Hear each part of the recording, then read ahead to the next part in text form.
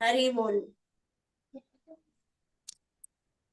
Okay, ચાલો આજ 8 વાગી ગયા છે. આપણે આજે 2 જણાનું આપણે જાણ્યા. આવતીકાલે આપણે ફરીથી જેટલા પણ આપણે નવા છે બધા એકબીજાને ઓળખીશું. હા ને?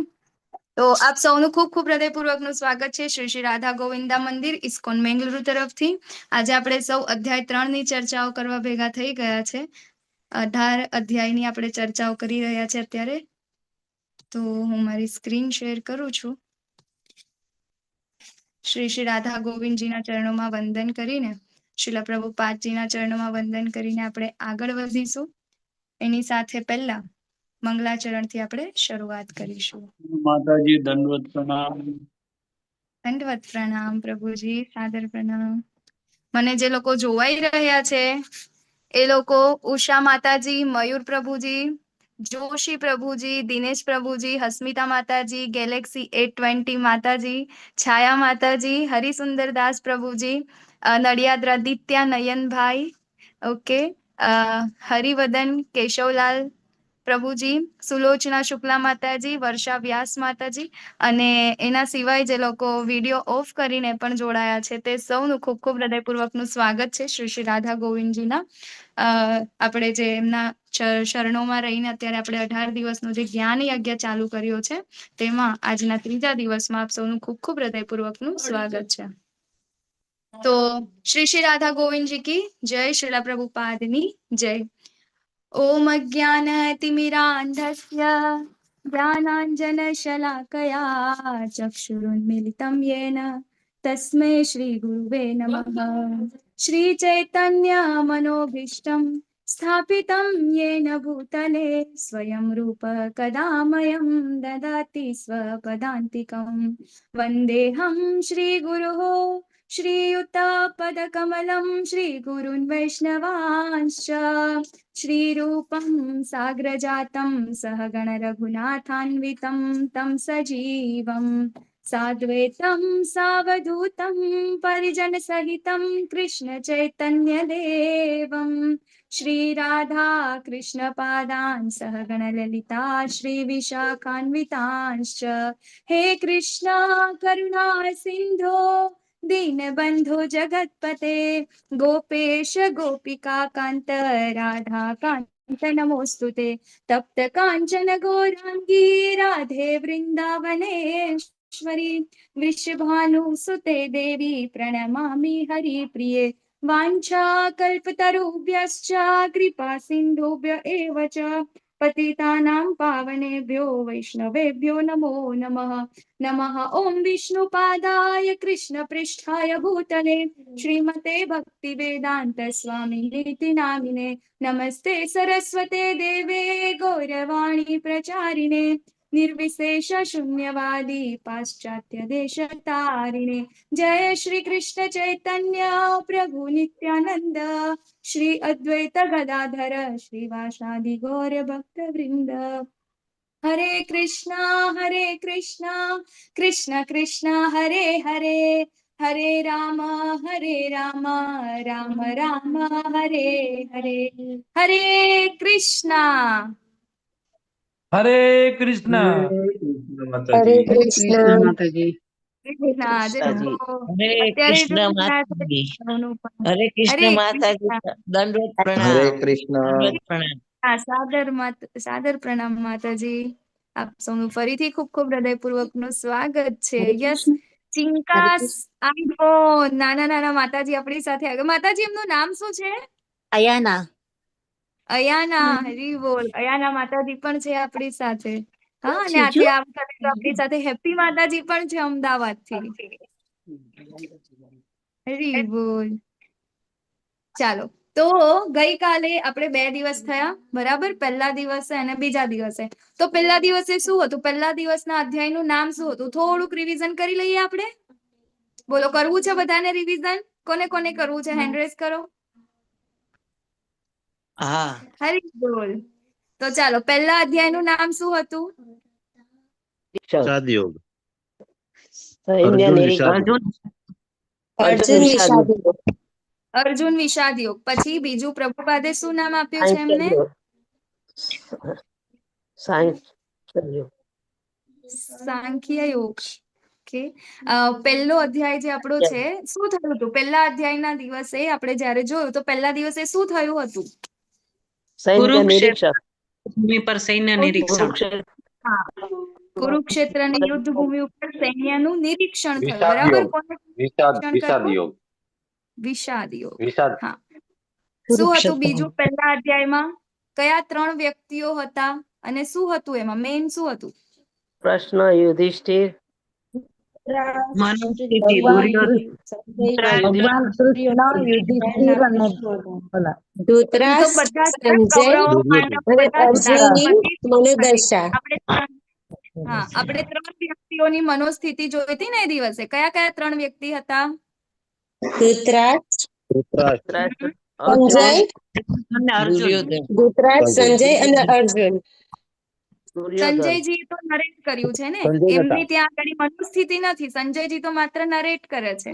બરાબર, 3 વ્યક્તિ હતા, ધૃતરાષ્ટ્ર, અર્જુનજી અને દુર્યોધન. અર્જુન અને દુર્યોધન. બરાબર, 3 ની આપણે મનોસ્થિતિ જોઈ હતી. ધૃતરાષ્ટ્ર કેવા હતા? આસક્તિ વાળા અને ડરી ગયેલા અને બરાબર ને એવા હતા. પછી આપણે અર્જુનજીની મનોસ્થિતિ જોઈ હતી. એમના યુદ્ધ ન કરવા માટેના 5 કારણો હતા. પછી આપણે દુર્યોધન જોયું હતું, હે ને, કેવો એ પણ ડરી ગયા હતા અને એમના ગુરુજનો પાસે એમ જઈને પહેલા તો એવું કે છે કે આવું ના કરતા, અને પછી પાછા એમને મોટિવેટ કરે છે ને, રાજકારણી જે બુદ્ધિ છે ત્યાં આગળ એમની એ ચલાવે છે.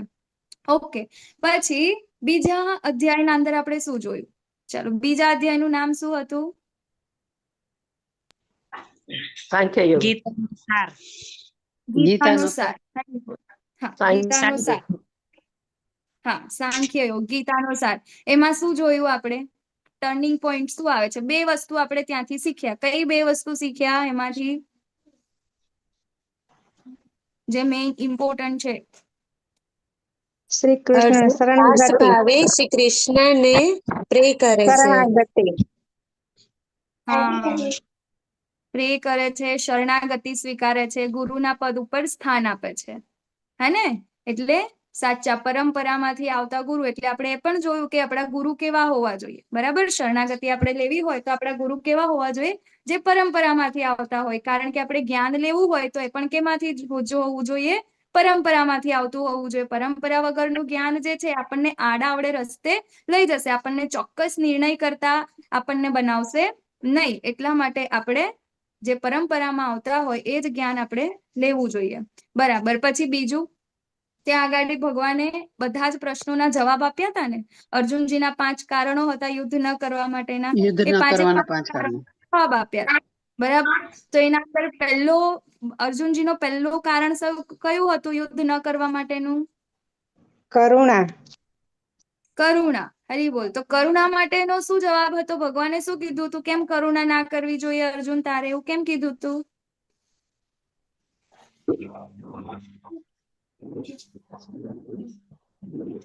અર્જુન ક્ષત્રિય હતો અને એમનો ધર્મ હતો. હા, એ ક્ષત્રિય હતા અને એમનો ધર્મ ક્ષત્રિય. હતો. અધર્મ જ્યાં થતો હોય કરુણા ત્યાં શું જવાબ? લડવું પડે. હા,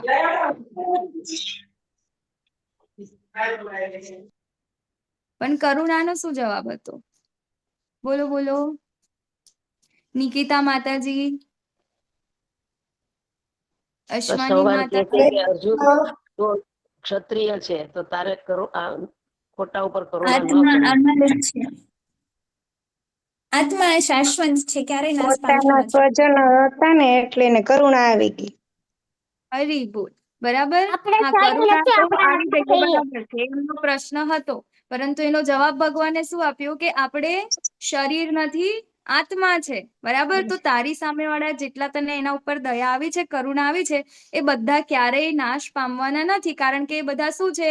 આત્મા છે. એ લોકો શરીર નથી. તો તું એ લોકોને મારીશ તો પણ એમનું ખાલી શરીર જશે. આત્મા તો એવા ને એવા જ રહેવાના છે, એ બીજું શરીર ધારણ કરશે. બરાબર, એવું કીધું હતું ને ભગવાને ગઈકાલે.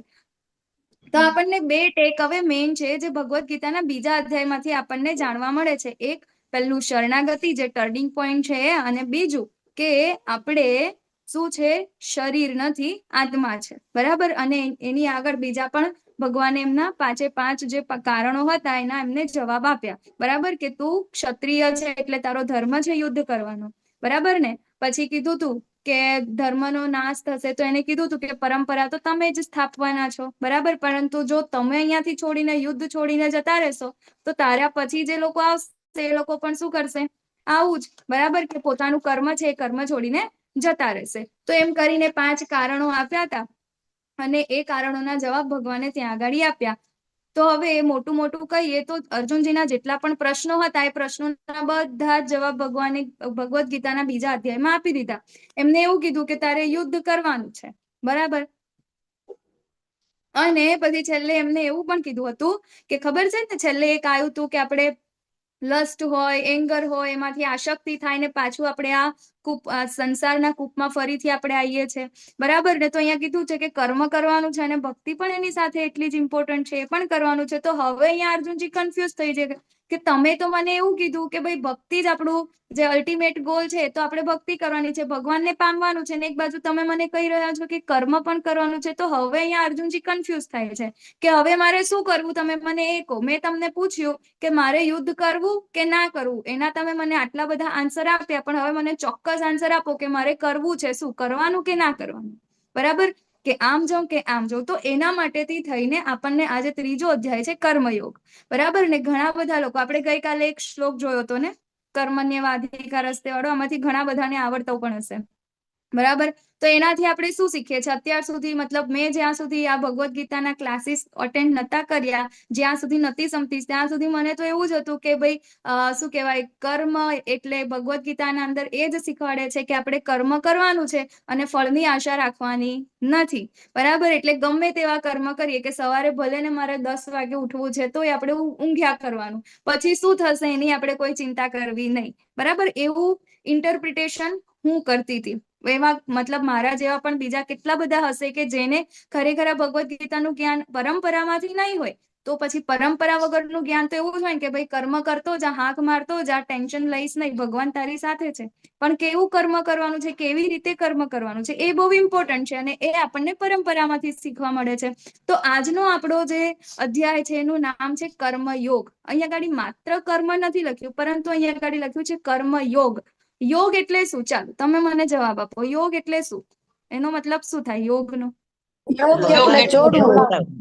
ભગવાન સાથે જોડાવું. યોગ એટલે જોડાવું અને જોડાવું. ભગવાન સાથે જોડાવું, એ ઇમ્પોર્ટન્ટ છે, બરાબર. આપણે આવતા અધ્યાયમાં પણ આપણે જોઈશું કે ઘણા બધા એવા આપણે યોગા જોઈશું, હા, અંદર આવશે આવતીકાલના જ એના અંદર, બરાબર, કે ઘણા બધા આપણે યોગા કરીએ છીએ, પણ એ યોગ આપણે શેના માટે કરીએ છીએ? કાં તો શરીર માટે કરીએ છીએ, કાં તો કંઈક ને કંઈક વસ્તુ ભૌતિક વસ્તુઓ માટે કરીએ છીએ, પરંતુ એનો જે મેઇન જે એનો મિનિંગ છે એ તો એવું છે કે ભગવાન સાથે જોડાવું, બરાબર. તો અહીંયા આગળ કર્મ યોગ, એનો મતલબ એવો થયો છે કે આપણે જે કાંઈ પણ કર્મ કરીએ છીએ એને આપણે કોની સાથે જોડવાનું છે? ભગવાન સાથે જોડવાનું છે, બરાબર. તો તમે મને જવાબ આપો કે એવા કયા કયા કર્મ છે કે જે આપણે કર્યા વગર રહી જ નથી શકતા? બોલો, રોજ આપણે શું કરીએ? નિત્ય કર્મ. જી, ઉઠવું, નિત્ય કર્મ. સૂવું, ખાવું, બધા જ નિત્ય કર્મ જે પણ છે એ બધા કર્મ આપણે કરવા જ પડે છે. હરે કૃષ્ણ. હરી બોલ. થેન્ક યુ માતાજી, બરાબર. આપણે જમીએ છીએ, ઊંઘીએ છીએ, બધું જ આપણા કર્મ છે, બરાબર. એ આપણે બધા કરીએ છીએ, પરંતુ એ કોના માટે? આપણે પોતાના આપણા શરીર માટે કરીએ છીએ. આપણે ભગવાન માટે કરીએ છીએ નહીં. એ કેવી રીતે ભગવાન માટે થશે એ આજે આપણે આ અધ્યાયના અંદર જાણીશું. ઓકે, કે આપણે આપણા કર્મને ભગવાન માટે કેવી રીતે યુઝ કરી શકીએ છીએ. જો આપણે ભગવાન માટે નથી કરતા તો એ કર્મનું આપણને બંધન લાગે છે, બરાબર. અને એ બંધન લાગે છે તો આપણે આ સંસારમાં ફરીથી ને ફરીથી આવીશું. તો જોઈશું આજનો અધ્યાય આપણે ટોટલ 5 વિભાગોમાં વિભાજિત કર્યો છે. પહેલા અર્જુનજીની મૂંઝવણ છે કે હું ત્યાગ કરી દઉં, સંન્યાસી બની જાઉં, કે પછી કર્મ એટલે કે આ યુદ્ધ કરું, બરાબર. મારે શું કરવું એના અંદર એમને કન્ફ્યુઝન છે, બરાબર. પછી કે છે કે નિષ્કામ કર્મ યોગ જ્ઞાન યોગ કરતા શ્રેષ્ઠ છે, બરાબર. અહીંયા ગાડી આપણે કર્મના અલગ અલગ પ્રકાર પણ જોઈશું. નિષ્કામ કર્મ કોને કહીશું, બરાબર. એ જ્ઞાન યોગ એટલે કે શાસ્ત્ર પણ આપણે પંડિતાઈ બધું થઈ ગયું હોય, અર્જુનજી પાસે ઘણું જ બધું જ્ઞાન હતું ને, એમને બધા જ એમના જેટલા પણ જ્ઞાન હતા શાસ્ત્રોને બધા ઠાલવીને બધા જ 5 પ્રશ્નોના અંદર એમને આપી દીધા કે આવું આવું આવું આવું થશે, બરાબર. તેમ છતાં એમને છેલ્લે શું થયું કે ભાઈ અનિર્ણાયકતા, આટલું બધું પંડિતાઈ હોવા છતાં, આટલા બધા ભણી ગયા હોવા છતાં, શાસ્ત્રોનું જ્ઞાન હોવા છતાં છેલ્લે શું આવ્યું? અનિર્ણાયકતા. બરાબર, એટલા માટે અહીંયા કીધું છે કે નિષ્કામ કર્મયોગ જોઈશું આપણે, જ્ઞાન યોગ કરતા શ્રેષ્ઠ છે. પછી છે કર્મકાંડ થી કર્મયોગ. બરાબર, તો કર્મકાંડ કોને કહીશું આપણે એ પણ જોઈશું કે જેના અંદર આપણને કંઈક લેવાની કામના હોય. બરાબર, હું કંઈ પણ કરું છું પરંતુ એના અંદર મને મારા ફળની મને ઈચ્છા હોય તો એ છે કર્મકાંડ. બરાબર છે તો ભગવાનના જ કામ, પરંતુ આપણે શેના એનો આશય શું હોય છે કે ભગવાન મારું આવું થઈ જાય. બરાબર ને, હું આજે આ યજ્ઞ કરાવું છું તો મારા ઘરમાં સુખ સમૃદ્ધિ આવે. બરાબર ને, એ બધા કર્મકાંડ છે, આપણે જોઈશું આગળ કે જે શાસ્ત્રોના અંદર છે. એવું નથી કે શાસ્ત્રોની વિરુદ્ધ છે, શાસ્ત્રમાં છે. પછી છે સાચો દાખલો બેસાડવા માટે નિષ્કામ કર્મયોગ. બરાબર, આ ફોટોના અંદર તમને લોકોને જોવાય છે ને બધાને સ્ક્રીન? કોણ છે તમને યાદ છે? આ જે જૂના લોકો હશે એમને ખબર હશે. ફોર્ડ આ કંપનીના ફોટોમાં માલિક માતાજી. હા, ફોર્ડ કંપનીના માલિક. ફોર્ડ કંપની, હા, ફોર્ડ કંપનીના માલિક છે. બરાબર, અને ફોર્ડ કંપની તો ઓળખો છો ને, બધાને ખબર છે ને ફોર્ડ કંપની જે શું કહેવાય કાર ડેવલપ કરે છે, કારનું મેન્યુફેક્ચરિંગ કરે છે. બરાબર, તો એ ફોર્ડ કંપની છે, એ કંપનીના માલિક છે. બરાબર, શું નામ હતું એમનું? Alfred Ford. બરાબર, અને જયારે પ્રભુપાદ સાથે મળે છે અને બહુ લાંબી ચર્ચાઓ થાય એમની, અને ત્યારે એમની પાસેથી સંન્યાસ ગ્રહણ મતલબ એવું કે છે કે આ બધું મારે છોડી દેવું. ત્યારે પ્રભુપાદ કે છે કે ના, તું જે કર્મ કરે છે એ કર્મ કર, પરંતુ એ જે ફળ છે તું ભગવાન માટે એનો કર્મ કર. બરાબર ને, તો એ સારા એવા ડિવોટી બને.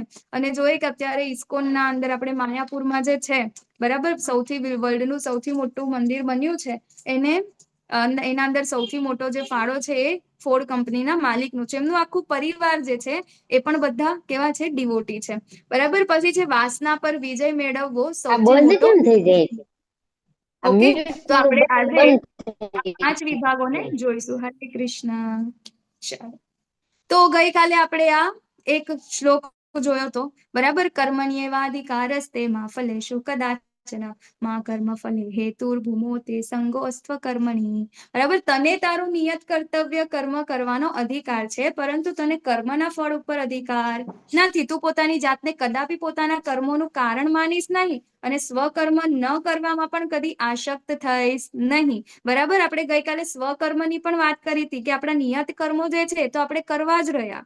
બરાબર, આપણે શ્વાસ લીધા વગર રહી શકતા નથી, તો આપણે શરીરનો નિર્વાહ માટે પણ એ કર્મ તો કરવા જ પડશે. આપણને એવું થાય કે ના, મારે કર્મને છોડી અને મારે ભગવાન સંન્યાસ કરી દેવું છે, ધારણ કરી દેવું છે, ભગવાનનું કામ કરવું છે, તો એ પોસિબલ જ નથી.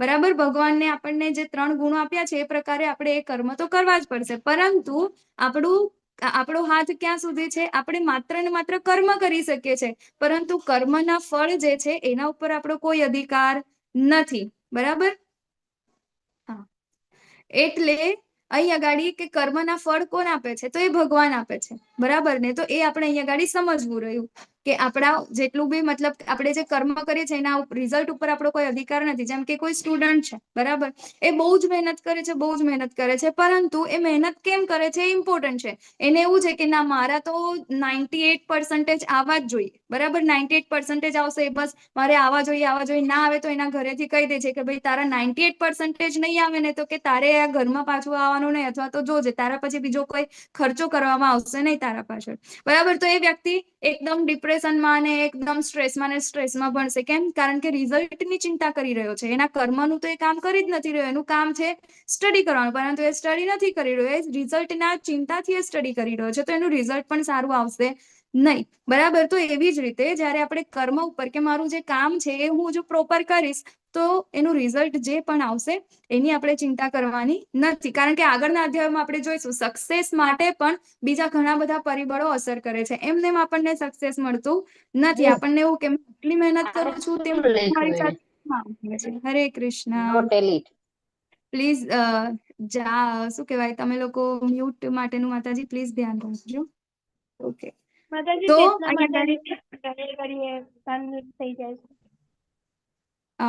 ઓકે, એકવાર માતાજી કહી દેજો ને તમે પ્લીઝ. ઓકે, ચાલો, તો આપણને આ ફોટોના અંદર એક આપણે ઉદાહરણથી સમજીએ કે આપણે કેવી રીતે આપણા કર્મને ભગવાનના મતલબ આપણે જે કર્મ કરીએ છીએ કર્મના ફળ આપણે ભગવાનને કેવી રીતે આપી શકીએ. બરાબર, તો આ ચિત્રના અંદર તમને શું જોવાય છે? હરે કૃષ્ણ માતાજી. હરે કૃષ્ણ.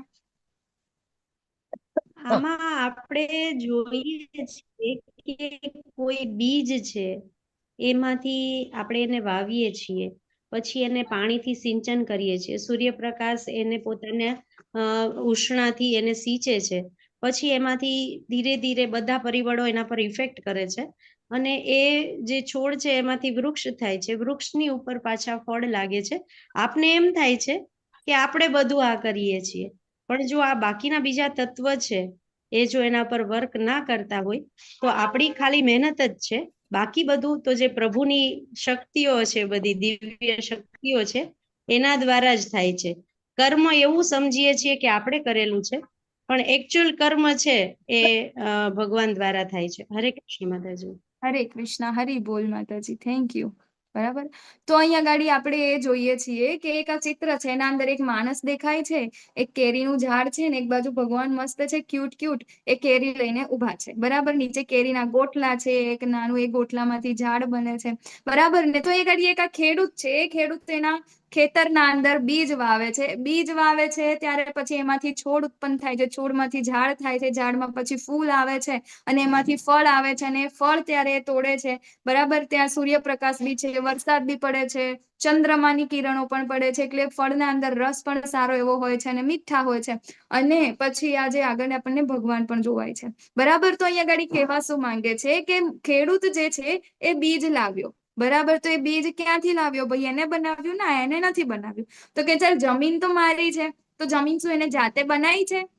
એવી કોઈ ફોર્મ્યુલા છે એની પાસે જમીન બનાવવાની? નહીં. બરાબર. તો એ જમીન પણ ભગવાનની છે. પછી કે ચાલ હવે એના અંદર જમીન તો આવી દીધું, તો હવે પાણી તો હું મહેનત કરીને લાવું છું. ઓકે. તો પાણી એને કોઈ જગ્યાએ બનાવ્યું છે? એના ઘરે એવું કોઈ મશીન છે જેનાથી પાણી બને છે? નહીં. બરાબર. તો પાણી પણ ભગવાને આપ્યું છે, પ્રકૃતિમાંથી મળ્યું છે. તો પછી કઈ નહીં, ચાલો આ બીજને હવે ફલિત થવા માટે આપણને સૂર્યપ્રકાશની પણ જરૂર પડે છે. તો કે સૂર્યપ્રકાશ ક્યાંથી? તો એ તો ભગવાનનું છે. બરાબર. એ તો એની જાતે બનાવ્યું નથી. હવે આ ફળ જ્યારે અંદર શું કહે મોટું થાય છે, એના અંદર રસ જે છે એ પ્રદાન કર્યું છે, તો ચંદ્રમાએ આપ્યું છે. બરાબર ને. તો પછી એવું કે છે કે ભાઈ આ ફળ લાગ્યા છે તો એ કોના છે? બરાબર. અહીંયા આનું બીજ એનું નથી, જમીન એની નથી, પાણી નથી એનું, સૂર્યચંદ્રનો પ્રકાશ એનો નથી, તો પછી આ છે કોનું? તો કે મહેનત તો મેં કરીને. બરાબર. તો કે મહેનત તું એ કરી, તો એ જ્ઞાન આવ્યું ક્યાંથી? તને કેવી રીતે ખબર પડી કે આ બીજ મેં આવી રીતે વાવીશ ને આવી રીતે મોટું થશે?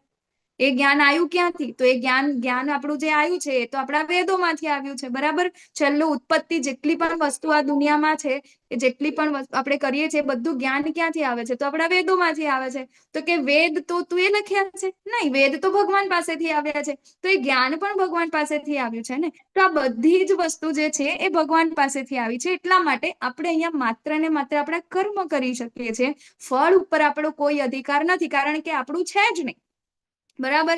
તો અહીંયા આગળ આપણે એ જ શીખવાના છે કે આપણે આ જે કર્મ કરી રહ્યા છે એ કર્મના ફળ આપણે ભગવાનને અર્પણ કરવા જોઈએ. બરાબર. તો આપણે રોજ જમવાનું લઈએ છીએ. બરાબર. ખોરાક લીધા વગર આપણે રહી શકતા નથી. તો આપણે કેવી રીતે ભગવાનને અંદર એડ કરીને કેવી રીતે કરી શકીએ? તો આપણે ભગવાનને ભોગ લગાવવાનો. બરાબર ને. તો કેવી તો આપણે ભગવાનને જયારે ભોગ લગાવીએ છીએ તો ભાઈ તેરા તુજકો અર્પણ. બરાબર ને. આપણે કરીએ છીએ ને એવું, ઓમ જય જગદીશ હરે વાળી આરતી કરીએ છીએ, તો એના તેરા તુજકો અર્પણ કરીએ છીએ. તો અહીંયા ભગવાને આપણને આપ્યું છે, તો આપણે ભગવાનને જે વસ્તુ ઓફર કરવાની છે. તો હવે તમે એવું કહો કે તમારા ઘરે તમે જયારે ભોગ ધરાવો છો ત્યારે ભગવાન ખાઈ જાય છે? બધું નથી ખાતા. બરાબર. પણ ભગવાન એ ભાવ, બરાબર, એ ભાવ જોવે છે. તો આપણે જયારે ભગવાનને ભાવથી એમને આપીએ છીએ કે ભગવાન આ તમારું છે, અને એમને આપણે આપીને જયારે પ્રસાદ સ્વરૂપે આપણે ગ્રહણ કરીએ છીએ, ત્યારે આપણને આ કર્મનું કોઈ દોષ લાગતો નથી. બરાબર. તો આપણે જે કાંઈ પણ લાવીએ છીએ આ બધું ખાવા માટે આપણે કરીએ છીએ, તો એ ખાવાનું આપણે ભગવાનને ઓફર કરીએ છીએ, કમાઈએ છીએ. બરાબર. સવારથી સાંજ સુધી આપણે આટલી મહેનત કરીએ છીએ, એ બધી જ મહેનત જે લક્ષ્મી આવે છે, બરાબર, તો એ લક્ષ્મીપતિ છે. બરાબર ને. ભગવાન તો એ લક્ષ્મીને પણ આપણે ભગવાનની સેવામાં ઉપયોગ કરવો જોઈએ. તો જ આપણી સાથે સારી રીતે રહી શકે છે. નહીં તો આપણને એનો પણ દોષ લાગે છે. કારણ કે આપણે જે નોકરી કે ધંધો કે જે કાંઈ પણ કરવા જઈએ છીએ એ કરવા માટેનું જ્ઞાન એ બુદ્ધિ કોણ આપે છે? ભગવાન આપે છે. બરાબર. આપણું કશું જ નથી. તો અર્જુને કહ્યું કે હે જનાર્દન, હે કેશવ, જો તમે બુદ્ધિને સકામ કરતા કર્મ કરતા શ્રેષ્ઠ માનતા હો, તો પછી તમે મને આ ઘોર યુદ્ધ કરવા માટે શા માટે પ્રેરી રહ્યા છો? બરાબર. અહીંયા ગાડી એમના મૂંઝવણ કે છે કે ભાઈ સકામ કર્મ કરવા જોઈએ. બરાબર ને. તો સકામ કર્મ કરતા બુદ્ધિ યોગ, બરાબર, કે ભગવાન જ બધું છે, અલ્ટિમેટ સાર, આપણે એમને જ અર્પણ બધું કરવું જોઈએ. અને સકામ કર્મ કોને કહેવાય? કે જેના પાછળ આપણને કંઈક મેળવવાની આશા હોય, બરાબર, એને કહેવાય છે સકામ કર્મ. તો એના કરતા શ્રેષ્ઠ હોય તો આ યુદ્ધ કરવા માટે કેમ તમે મને કહો છો? એ તો કર્મ છે ને, બરાબર. તો અર્જુનની મૂંઝવણ છે કે હું ત્યાગ કરું કે પછી કર્મ કરું, બરાબર, ત્યાગ કરીને સંન્યાસી બની જાઉં કે પછી હું અહીંયા ગાડી યુદ્ધ ભૂમિ ઉપર યુદ્ધ કરું, બરાબર. તો કહે છે કે આપના દ્વિઅર્થી ઉપદેશોથી મારી મતિ મૂંઝાઈ ગઈ છે, તેથી કૃપા કરીને નિશ્ચયપૂર્વક મને જણાવો કે આમાંથી મારા માટે સૌથી હિતાવહ શું છે? ભગવાન પાસે શું માંગે છે? એનું શ્રેય માંગે છે. આપણે પણ આપણી જીવનની ઘણી એવી સિચ્યુએશન હોય છે ત્યારે આપણે આ બાજુ જવું કે આ બાજુ જવું આપણને ખબર હોતી નથી, બરાબર. તો ભગવાન પાસે આપણે જઈને આપણે પ્રાર્થના કરવી જોઈએ કે આના માટે મારા માટે હિતાવહ શું છે. એવું નહીં કે અત્યારે મને શું ગમે છે. આપણે ભગવાન પાસે શું પ્રાર્થના કરીએ છીએ?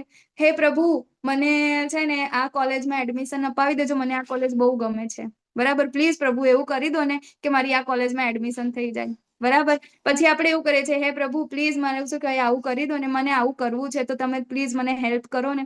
આપણે મતલબ યોજના આપણી જ હોય પણ ભગવાનને આપણે જબરજસ્તી કહીએ તમે મારી આ યોજનાને પૂર્ણ કરો, બરાબર ને. તો એ વસ્તુ છે. પરંતુ એ ગાડી અર્જુનજી પાસેથી આપણે શીખવું જોઈએ. શું શીખવું જોઈએ? કે મારા માટે હિતાવહ શું છે એ તમે મને જણાવો. તો અહીંયા ગાડી છે આ જ રસ્તે જવું કે આ રસ્તે જવું. તો પ્રત્યેક વ્યક્તિને તેને ભૌતિક પ્રકૃતિ દ્વારા મેળવેલા ગુણો અનુસાર વિવશ થઈને કર્મ કરવું જ પડે છે. તેથી કોઈ પણ મનુષ્ય એક ક્ષણ માટે પણ કર્મ કર્યા વિના રહી શકતો નથી. હવે ભગવાન અહીંયા ગાડી કહે છે કે ભાઈ કર્મ તો કરવું જ પડશે, કારણ કે એક ક્ષણ માટે પણ આપણે કર્મ કર્યા વગર રહી શકતા નથી. શ્વાસ લીધા વગર રહી શકીએ છીએ? નથી રહી શકતા, બરાબર. કે આપણે સંન્યાસી બની જાય તો સંન્યાસી બને ભૂખ લાગે એનું શું? ખાવું તો પડે ને, બરાબર. તો આ જેટલા પણ આપણને જે ગુણ મળ્યા છે, બરાબર, ભૌતિક પ્રકૃતિ દ્વારા મેળવેલા ગુણ, તો ભૌતિક પ્રકૃતિ જે છે ભગવાનની એ માયા શક્તિ છે, બરાબર. તો માયા શક્તિના 3 ગુણો છે, સત્વગુણ, રજોગુણ અને તમોગુણ. એ દરેક વ્યક્તિના અંદર છે અને એ ગુણના અંદરમાં એ દરેક વ્યક્તિઓ કર્મ કરી રહ્યા છે, બરાબર. આગળ જોઈશું આપણે કે 3 ગુણોના કયા કયા કાર્યો છે, તો એ પ્રમાણે એને કર્મ કરવું પડે. હવે અહીંયા ગાડી આપણે અર્જુનજીને જોઈએ છે તો અર્જુનજી અત્યારે રજોગુણમાં છે, બરાબર. તો રજોગુણમાં છે તો હવે એનું એ કર્મ તો એને કરવું જ પડશે. અત્યારે ભલે એવું કે છે કે હું સંન્યાસ કરી લઈ લઉં, ત્યાગ કરી દઉં, પરંતુ એ ત્યાં આગળ સંન્યાસ લઈને પણ જશે. ચલો જંગલમાં એવું સમજી લઈએ કે એમને ત્યાગ કરી દીધો, બરાબર, સંન્યાસ લઈ લીધો અને ત્યાં આગળ એ ગયા, બરાબર. ત્યાં આગળ કોઈ સંન્યાસી વચ્ચે ઝઘડો થઈ ગયો, બરાબર, અથવા તો કોઈ સામે વાળા વ્યક્તિઓ સાથે કોઈ અન્યાય થતો જોઈ ગયો, હા ને. તો હવે ત્યાં આગળ એ શું કરશે? હરે કૃષ્ણ. તો ત્યાં આગળ એ શું કરશે? તૈયારીમાં એનું પાછે શું કહે તલવાર કાઢશે અથવા તો આજુબાજુ જે હશે ને એ ઉઠાવીને મારીને એને કહેશે કે તમે આની સાથે અન્યાય કેમ કર્યો? કેમ? કારણ કે હરે કૃષ્ણ, પ્લીઝ અનમ્યુટ કરશો. ઓકે, હરે કૃષ્ણ, હરિ બોલ. તો અહીંયા ગાડી શું થશે? ત્યાં આગળ એ આજુબાજુ કઈ પણ હશે ઉઠાવીને એવું કહેશે કે ના આ તો અન્યાય છે, આની સાથે આવું થઈ જ કેમ શકે? જયારે સંન્યાસીનો તો એ ગુણધર્મ છે જ નહીં. સંન્યાસીનો ગુણધર્મ માતાજી માતાજી કેટલી વાર મ્યુટ કરું છું પણ અનમ્યુટ જ કરી દે છે. કોનું થાય છે માતાજી?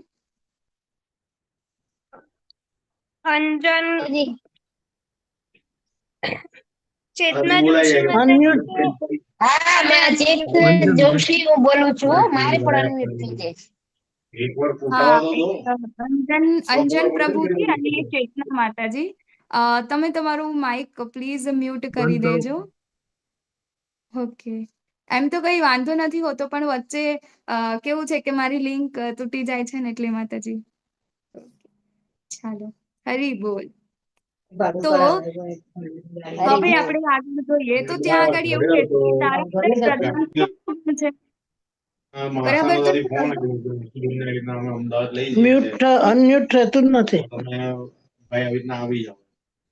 અંજન પ્રભુજી થાય છે એટલે આઈ થિંક છે ને ભૂલથી ટચ થઈ જતું હશે ને વારંવાર, એટલે અનમ્યુટ થઈ જતું હશે. હું મ્યુટ કરું છું ને એ અનમ્યુટ કરી દે છે.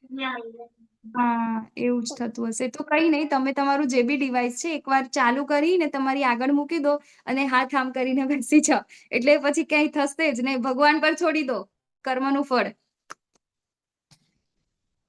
હરે કૃષ્ણ. અંજન પ્રભુજી, તમારું માઇક ઓકે. હરે કૃષ્ણ. તો અહીંયા ગાડી ભગવાન અર્જુનજીને એ જ કહે છે કે તું સંન્યાસી બની જઈશ ને તો પણ તારું પ્રધાન તો રજોગુણ છે, તો એ તારો રજોગુણ તો ત્યાં તો છોડી શકીશ નહીં, કારણ કે કંઈ પણ અન્યાય થશે તો રજોગુણી વ્યક્તિ જે ક્ષત્રિય છે એનો શું ધર્મ છે કે કંઈ પણ અન્યાય સહન નહીં કરી શકે, તો ત્યાં આગળ બીજા સાથે પણ એવું કંઈક થશે તો ત્યાં તું શું કરીશ? એટલે ધર્મ લીધો છે કોનો? સંન્યાસીનો, અને એ વખતે તું શેનું કામ કરીશ? ક્ષત્રિયનું કામ કરીશ, તો એનું પણ તને પાપ તો લાગવાનું જ છે, બરાબર? તો એ ધર્મ તું ત્યાં આગળ તોડવાનું જ છે. તો એના કરતા સારું છે કે હું તને અહીંયા કહું છું યુદ્ધ કર, તો એ તારો ક્ષત્રિયનો જ ધર્મ છે ને તું એનું યુદ્ધ કર, તો એનું તને કંઈ પણ બંધન થશે નહીં, બરાબર? તો એવી જ રીતે આપણે પોતાના જે ભૌતિક પ્રકૃતિ દ્વારા જે ગુણો મળેલા છે એ પ્રમાણે આપણે કર્મ કરવું જ પડે છે. માટે આપણે મતલબ અત્યારે આપણે ગૃહસ્થ છીએ, બરાબર? તો આપણે ગૃહસ્થીમાં રહીને આપણે ભગવાન માટે કાર્ય કરવાનું છે.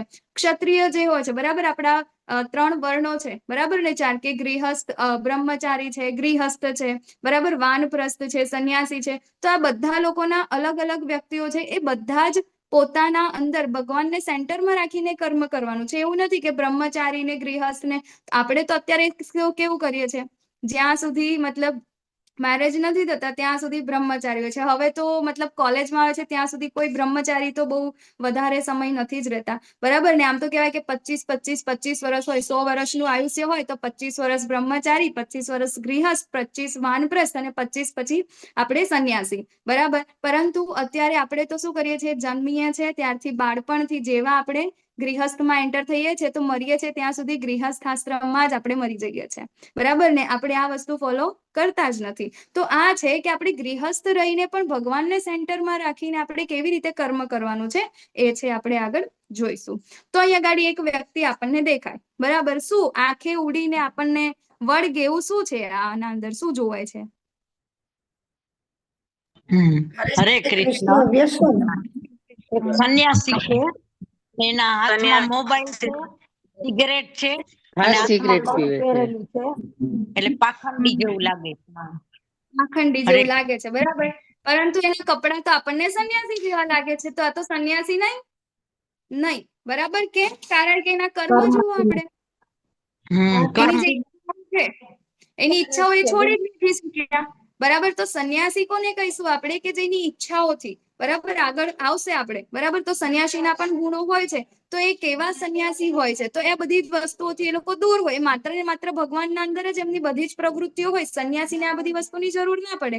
સિગરેટ પીવે છે, બરાબર, તો એ તો તમોગુણી છે, બરાબર? એની ઈચ્છા છે આ બધી વસ્તુ કરવાની, તો આ કોણ છે? આ ઢોંગી છે, બરાબર? તો આપણે એવા ઢોંગી બનવાનું નથી. આપણા અંદર એવી ત્રેવડ જ નથી કે આપણે ત્યાગ કરી શકીએ અને આપણે સંન્યાસી બની શકીએ. આપણું કામ છે, આપણે અહીંયા ગૃહસ્થ આશ્રમમાં રહીએ છીએ તો ગૃહસ્થ રહીને આપણે ભગવાનનું કામ કેવી રીતે કરવાનું છે એ છે સાચો સંન્યાસી. આગળ ભગવાન આપણને કહેશે, પરંતુ આપણું જે નિયત કર્તવ્ય કર્મ છે એ છોડીને આપણે બીજી કોઈ વસ્તુમાં એન્ટર થવાનું નથી. એટલે કે છે કે જે મનુષ્ય કર્મેન્દ્રિયોને કાબુમાં રાખે છે પરંતુ મનના ઇન્દ્રિયોના વિષયોનું ચિંતન કરે છે તે નિસંદેહ પોતાને છેતરે છે અને ઢોંગી કહેવાય છે, બરાબર? કે આપણી ઇન્દ્રિયો છે એને આપણે કાબુમાં રાખી શકતા નથી, પરંતુ એ ગાડી બતાવે છે કે હા, જો મેં વલકલ પહેરી લીધેલું છે એટલે મેં સંન્યાસી છું, પરંતુ હે ને પડદાની પાછળ એ સુઈ કરતા હોય, બરાબર ને? ઇન્દ્રિયો વિષયોના અંદર ડૂબેલા હોય તો એ કેવા છે?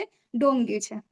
તો અહીંયા ગાડી એને આપણે જે ભાગવતમના અંદર આવે છે ભરત મહારાજ, બરાબર ને? તો આપણે એમના જીવન ચરિત્રથી જોઈશું કે કેવી રીતે કર્મ આપણને બાંધે છે.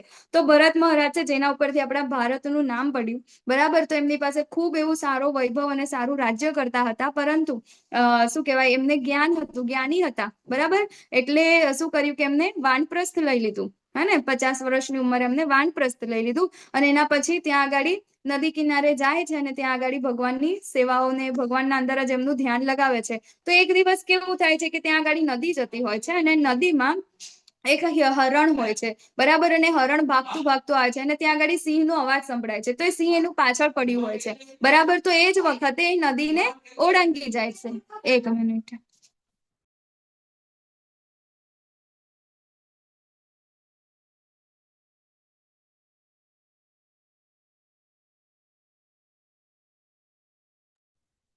સોરી, હરે કૃષ્ણ. તો ત્યાં આગળ એ જે નદી છે ત્યાં આગળ એ હિરણ હોય છે અને હિરણની પાછળ પેલો જે સિંહ છે એ ત્રાળ મારતો હોય છે. તો ત્યાંથી અવાજ આવે છે. એટલી વારમાં ભરત મહારાજ ત્યાં જાય છે તો જોવે છે તો હરણ તો ગર્ભવતી હતું. તો એ જે પાછળ જે સિંહ પડ્યો હોય છે તો એના ડરથી એ છે ને નદી કૂદી જાય છે. બરાબર, તો નદી ઓળંગે છે ને તો ત્યાં જ એના શોકમાં ને શોકમાં એ પેલા હરણ જે હોય છે ને એ તો મૃત્યુ પામે છે, પરંતુ ગર્ભવતી હોય છે એટલે એને પ્રસવ થઈ જાય છે, ડિલિવરી થઈ જાય છે. અને જે હરણનું બચ્ચું જે છે તણાતું તણાતું નદીમાં જાય છે. તો હવે આ જોઈને ભરત મહારાજને એના ઉપર દયા આવે છે. હવે કેમ દયા? અહીંયા તો એ સંન્યાસી બનીને આવ્યા હતા તો પણ એમના ઉપર દયા કેમ આવી? કેમ? કારણ કે રાજા હતા. બરાબર ને? તો રાજા હતા અને રાજાનું કામ છે કે એની પ્રજાની સેવા કરવાનું. બરાબર, પ્રજાનું ધ્યાન રાખવાનું. એ કોઈનું પણ અન્યાય કે આવું કઈ વસ્તુ સહન કરી શકે નહીં. બરાબર ને? તો હવે એવું નહીં કે આપણે તો અહીંયા રાજા એટલે એમની પ્રજા એટલે આપણે માણસો જ. બરાબર, પહેલાના જમાનામાં પહેલા જે રાજા હતા તો ત્યાં આગળ જેટલા પણ પશુ પક્ષીઓ જેટલા બી હોય એ બધા જ એના પ્રજા કહેવાતા હતા. એ બધાનું ધ્યાન રાખે. બરાબર, કૂતરા અને ગાય. અત્યારે તો આપણે કેટલા ગાય માટે અલગ નિયમો અને આ તે બધું. બરાબર, એનું કોઈ ધ્યાન રાખતું જ નથી. પણ એ વખતે એવું નતું. એ રાજાને બધાનું સરખું ધ્યાન રાખવું પડે. જેટલું માણસોનું એટલું જ એના પશુ પક્ષીઓનું પણ એમને ધ્યાન રાખવું પડે. બરાબર, તો આ હરણને ત્યાં આગળ એ જોવે છે, એને દયા આવે છે અને પછી ત્યાંથી એને લઈ આવે છે. તો શું કરે છે? રોજ એના માટે રોજ એને જમવાનું આપે છે, એનું ધ્યાન રાખે, બધું જ કરે. બરાબર, અહીંયા ગાડી એ એમનું જે કામ કરતા હતા ભગવાનનું, ભગવત પ્રાપ્તિનું કામ કરતા હતા, હવેથી એમાંથી થોડો સમય એ કોને આપે છે? હરણને આપે છે. તો હવે તો એમને આ હરણના અંદર એટલી આસક્તિ આવી ગઈ કે એના હરણ વગર રહી નથી શકતા. બરાબર, થોડી વાર થાય એટલે હરણને જોવે એને ખાધું છે કે નહીં, એ બરાબર સૂતું છે કે નહીં. બરાબર, એ બધું જોવે છે. તો હવે હરણ તો મોટું થયું. હરણ મોટું થયું એટલે હરણ બીજા બધા હરણ હતા એના ઝુંડમાં એની સાથે જતું રહ્યું. તો હવે ભરત મહારાજ એક દિવસ વિચારે છે કે આ ગયું ક્યાંય? હજી સુધી આમ તો રોજ તો એ આવી જાય છે, આજે કેમ હજી આવ્યું નથી? તો એને શોધતા શોધતા ત્યાં આગળ જાય છે. બરાબર ને? તો એ શોધતા શોધતા ત્યાં જાય છે પરંતુ હરણનું બચ્ચું મળતું નથી. તો ત્યાં એમને પગમાં ઠોકર વાગે છે અને ત્યાંથી એ નીચે પડે છે અને એટલામાં એમના ત્યાં આગળથી પ્રાણ જાય છે. તો એ વખતે પણ એમને શું યાદ આવે છે? હરણ યાદ આવે છે કે એને ખાધું હશે કે નહીં, એ શું કરતું હશે. બરાબર, તો અહીંયા આગળ એમનું મૃત્યુના સમયે પણ એમની જે આસક્તિ છે બરાબર એ શેમાં રહી ગઈ? હરણમાં રહી ગઈ. એટલે એમનો નેક્સ્ટ બર્થ શેમાં થાય છે? હરણમાં થાય છે. બરાબર ને? તો નેક્સ્ટ બર્થ પણ એમનો હરણ બને છે. અને એ વખતે હવે અહીંયા આગળ ભગવાનની ભક્તિ તો કરી છે એમને, એટલે એ ભક્તિના પ્રતાપ એમને જે આગલા જન્મનું હતું ને યાદ હતું કે ના હું તો ભરત રાજા હતો. બરાબર, તો એ જંગલના અંદર દાવાનળ હોય છે એના અંદર એ સળગી જાય છે. હવે એના પછીનો જે બર્થ છે ને એ કેવો થાય છે? એમના મનુષ્ય શરીરમાં થાય છે. બરાબર, તો અહીંયા આગળ એમનું નામ પડે છે જડભરત. કેમ જડભરત નામ પડે છે? કારણ કે જન્મથી જ મૂંગા જ રહે છે. આ વખતે તો એ શું કહેવાય નક્કી કરીને આ કે કંઈ પણ થાય પરંતુ આ જન્મમાં તો મારે ભગવત પ્રાપ્તિ કરવી જ છે. એટલા માટે કોઈની સાથે બોલવું નહીં, કોઈનું સાંભળવું નહીં, કશું જ નહીં. કરે છે બધું જ, ખબર પડે છે બધું, પરંતુ કોઈની સાથે બોલતા નથી, સાંભળતા નથી. હવે આવું કોઈ હોય એટલે કોઈને પણ એની પ્રત્યે આસક્તિ થવાની નથી. બરાબર ને? તો એમ કરીને જડભરત કરીને એમનું નામ પડે છે. તો એક દિવસ ખેતરમાં એમનું કામ કરતા હોય અને ત્યાં આગળ આદિવાસીઓ આવે છે અને કહે છે કે અમારા મહાકાળી માતાજીની અમારે બલિ આપવાની છે. તો આ બેરા મૂંગા હતા તો એમને લઈને જતા રહે છે. બરાબર, તો એવા જેવા બલિ આપવા જાય છે ને તો ત્યાં તો સાક્ષાત મહાકાળી માતાજી પ્રગટ થાય છે અને એમના જે શિષ્યો, એમના જે ભક્તો હતા ને એમના ગળા કાપીને મારી નાખે છે. કેમ? કારણ કે આ જે ભરત રાજા છે એ ભગવાન વિષ્ણુના, ભગવાન કૃષ્ણના એ ભક્ત હતા. બરાબર ને? તો હવે જે એમના ભગવાનના ભક્ત હોય એ તો માતાજી સહન કરી ના શકે. બરાબર, સાક્ષાત શિવના પત્ની છે. શિવજી જેનું ધ્યાન ધરે છે એના જો ભક્ત હોય તો એના માટે માતાજી સહન ના કરી શકે. બરાબર ને? તો હવે પાછા જાય છે, પાછા ત્યાં આગળ. હવે એક દિવસ શું થાય છે કે રાજા રાહુગણ છે એની ત્યાંથી સવારી જતી હોય છે. તો પેલી ડોલી ઉચકવા માટે કોઈ એક વ્યક્તિની જરૂર પડે છે. બરાબર, તો કે છે કે આ પેલો જે છે ને નવરોત છે જડભરત, એને લઈ લો, એ ના નહીં પાડે, એ કામ કરશે. બરાબર ને? તો એને બોલાવે છે અને ત્યાં આગળથી એમ કરીને શું કહેવાય જાય છે. તો હવે જડભરત તો કેવું એક મતલબ નાની અમથી ચીંટી પણ હોય ને એને પણ એ મારતા નથી. બરાબર, બહુ ધ્યાન રાખે ચાલતા ચાલતા પણ. તો ચાલતા ચાલતા છે ને રસ્તામાં આવી રીતે કશું આવે ને ચીંટી કેવું કશું તો એને શું કહેવાય આમ કૂદકો મારીને આગળ જાય. બરાબર, તો એક બે વાર તો આવું થયું તો પેલી ડોલી તો આમ ડગમગે ને તો એક બે વાર તો રાજાએ કીધું નહીં. પણ પછી છેવટે પછી છે ને રાજાએ કીધું કે ભાઈ આવું કોણ કરે છે એમ, કે એને ઉતારો. બરાબર ને? તો પછી એને ઉતાર્યા અને પછી એને કહે છે કે ભાઈ તું આવું બધું કરે છે એમ. ત્યારે એ વખતે પહેલી વાર જડભરત બોલે છે, બરાબર ને? તો એ ભરત એમને પછી આ બધું જ્ઞાન આપે છે કે તું જે આ જગ્યાએ તું શું કહેવાય તમે અહીંયા કરી રહ્યા છો ને રાજ, હું તો આખા આ જે આખું ભારત રાજ્ય છે ને હું એનો રાજા હતો, બરાબર ને? આ મારો ત્રીજો જન્મ છે, એમ કરીને બધું જ્ઞાન આપે છે. અને રાજા પણ પછી એ રીતે ભગવત પ્રાપ્તિમાં આગળ વધવા માટેના પ્રયાસો કરે છે, બરાબર? તો અહીંયા આગળ ભરત મહારાજની કથાથી આપણે શું જાણ્યું કે જ્યાં સુધી આપણે બરાબર રાજાનું એમનું કાર્ય હતું, પરંતુ એમને ભગવાન માટે ગયા, એક સાથે કૂદકો મારી દીધો, બરાબર ને? કોઈ પણ પરંપરામાં ગુરુની આજ્ઞા વગર, ગુરુની આજ્ઞા હોય તો જ આપણે આગળ કઈ કરી શકાય, પરંતુ એ ગાડી એમના ગુરુની પણ કોઈ આજ્ઞા એના વગર એ ગયા ભગવત પ્રાપ્તિ કરવા માટે, તો પણ એ ઊંધું થઈ ગયું, બરાબર ને? તો આપણે નિયત કર્તવ્ય કર્મ તો આપણું કરવું જ પડે, પરંતુ અહીંયા ગાડી કે છે કે હવે સાચો સંન્યાસી કોણ છે, બરાબર? ભગવાનનું કામ, ભગવાન કર્મયોગ ખરેખર શું છે? તો જો કોઈ નિષ્ઠાવાન મનુષ્ય કર્મેન્દ્રિયોને મન દ્વારા નિયંત્રિત કરવાનો પ્રયત્ન કરે છે અને અનાશક્ત થઈને કર્મયોગ એટલે કે કૃષ્ણ ભાવનામૃત કર્મનો આરંભ કરે છે, તો તે ઘણો ચડિયાતો છે, બરાબર? આપણે આપણી ઇન્દ્રિયોને વશમાં કરવાની નથી, પરંતુ એ ઇન્દ્રિયોને જ ભગવાનના કામમાં લગાડવાની છે, બરાબર? તો જે આ જગન્નાથ મહારાજનો જે રથ નીકળે છે ત્યાં આગળ એ રાજા છે, બરાબર ને? તો એ જ્યારે પણ રથયાત્રા નીકળે છે ને તો એટલો મોટો રાજા પણ ત્યાં આગળ ઝાડુ વાળે છે, બરાબર? એ સેવા કરે છે, હે ને? તો આપણી જેટલી પણ ઇન્દ્રિયો છે આપણે ભગવાનના અંદર આપણે લગાડવાનો છે, આપણે એને નિયંત્રિત કરવાનો કોઈ ટ્રાય કરવાનો નથી, બરાબર? પરંતુ આપણે એને ભગવાનમાં લગાડવાનો છે, બહાર જાય છે એનાથી અંદર લાવવાનું છે. જેમ કે અત્યારે તમે લોકો કરી રહ્યા છો, બરાબર ને? 8 વાગ્યાના ટાઈમમાં અત્યારે નોર્મલી લોકો શું કરતા હોય, સિરિયલોનો ટાઈમ હોય, મૂવીઝનો ટાઈમ હોય, બહાર ફરવા જવાનો ટાઈમ હોય, હે ને? ફાસ્ટ ફૂડ ખાવા જવાનો ટાઈમ હોય, ગપ્પા મારવાનો ટાઈમ હોય, ઓટલા પંચાયતનો ટાઈમ હોય, પરંતુ આપણે એ વાળી ઇન્દ્રિયોને કંટ્રોલ કરી અને આપણી આ ઇન્દ્રિયોને શેમાં લગાડી? ભગવાનના કામમાં, ભગવાનનું શ્રવણ કીર્તન કરવામાં, બરાબર ને? તો આનું આપણને કોઈ પણ કર્મનો દોષ લાગશે નહીં, બરાબર? એવી જ રીતે આપણે જયારે જમવાનું લઈએ છીએ તો આપણે ભગવાનને ભોગ લગાવીને લઈએ, બરાબર? તો આપણે જેટલા પણ કર્મ જે કરી રહ્યા છીએ એ બધા જ ભગવાનના અંદર આપણે લગાડવા જોઈએ. તો એ કોણ કહેવાય? તે ઘણો ચડિયાતો છે. જે પેલો સંન્યાસી છે એના કરતા આ વાળો જે વ્યક્તિ છે એ વધારે ચડિયાતો છે. ઢોંગી કરતા આ સાચું છે કે આપણે કર્મ, આપણી ઇન્દ્રિયોને ભગવાનમાં લગાડવાની છે. તો અહીંયા કહે છે કે તું તારું નિયત કર્તવ્ય કર્મ કર, કારણ કે કર્મ નહીં કરવા કરતા કર્મ કરવું એ વધારે સારું છે. કામ કર્યા વિના મનુષ્ય પોતાના દેહનો નિર્વાહ પણ કરી શકતો નથી, બરાબર? શ્વાસ લીધા વગર, ખાધા પીધા વગર આપણે રહી શકતા નથી, એટલા માટે આપણે એને ભગવાનમાં લગાડવાનું છે. તો અહીંયા ગાડી 4 પ્રકાર છે: કર્મ, વિકર્મ, નિષ્કામ કર્મ અને અકર્મ. તો વિકર્મ કોને કહેવાય? તો ભગવાનના નિયમોનો ભંગ.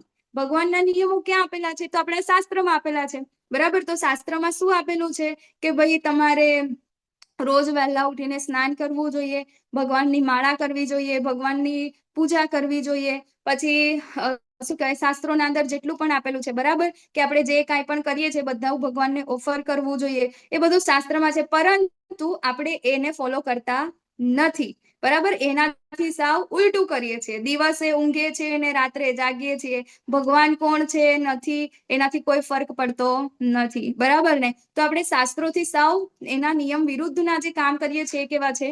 વિકર્મ છે, એટલે કે ભગવાનના નિયમોનો ભંગ. પછી છે કર્મ, બરાબર? તો કે ભૌતિક પ્લેટફોર્મ પર સારું કામ કે જે સારી પ્રતિક્રિયા આપે છે, એટલે કે સકામ કર્મ, બરાબર? કે હું અહીંયા આગળ કઈ પણ એવા કર્મ કરું કે જેના પછી મને કોઈ વસ્તુનો મને એના જે ઈચ્છા હોય, બરાબર? કે હું આજે આટલું દાન કરી દઉં. દાન કેમ કરવું છે? કે 50 માણસ હશે, બરાબર? કે એન્યુઅલ ફંક્શન હશે તો એ દિવસે મારું નામ બોલાશે કે આ વ્યક્તિએ આટલું દાન કર્યું હતું અને બધાની વચ્ચે મને સર્ટિફિકેટ મળશે, બરાબર? એ આપણી ઈચ્છા હોય, હે ને? કે આને હું આજે આ દાન કરું છું તો મારા જે શું કહેવાય, મારા કર્મો સારા થશે, બરાબર? એવી ઈચ્છા છે આપણને, ઈચ્છા સાથે આપણે એવા સારા કામ કરી રહ્યા છે, બરાબર? સામાજિક કાર્યો આપણે સારા કરી રહ્યા છે. કેમ? કારણ કે સમાજમાં મારું નામ મોટું થાય, બરાબર ને? તો એ બધા કેવા છે? સકામ કર્મ છે. તો હવે સકામ કર્મ પણ આગળ આપણે જોઈશું, બહુ ડિટેલમાં આવશે. એનાથી પણ આપણને અહમ, બરાબર ને? એ ઈગો આપણને ઉત્પન્ન થાય છે, બધું જોઈશું આપણે આગળ. પછી છે નિષ્કામ કર્મ, કે નિસ્વાર્થ કે ઈચ્છાહીન ક્રિયાના ફળ સાથે જોડાયેલા નથી, બરાબર? અહીંયા ગાડી પણ એ સેવાના કામ કરે છે, બધા જ કરે છે, બરાબર? પરંતુ એના ફળ સાથે એને જોડાયેલા નથી કે ચલો મેં આને એ કહે ને એક હાથથી દાન કર્યું, બીજા હાથને ખબર પડતી નથી, બરાબર? પરંતુ એ કેમ કર્યું, શું કામ કર્યું, એને વચ્ચે ભગવાનને સેન્ટરમાં રાખ્યા નથી, બરાબર ને? તો એ છે નિષ્કામ કર્મ. પછી છે અકર્મ, કે ભક્તિ પ્રવૃત્તિ જેના માટે કોઈ પ્રતિક્રિયા નથી, બરાબર, કે જે સાચા આપણા આચાર્યો જે કરે છે, કઈ જ નહીં, ખાલી ને ખાલી ભગવાનનું ભજન ક્રિયા કરવી, બરાબર, એ છે અકર્મ.